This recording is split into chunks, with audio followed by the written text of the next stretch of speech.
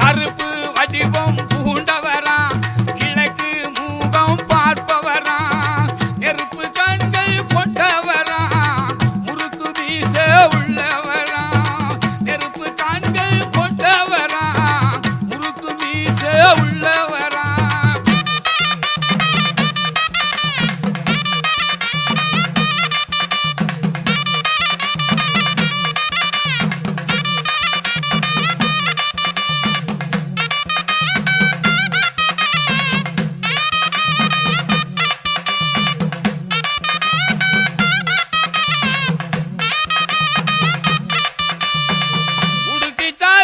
கேட்பவனா, உரிமை மேளம் ரசிப்பவனா,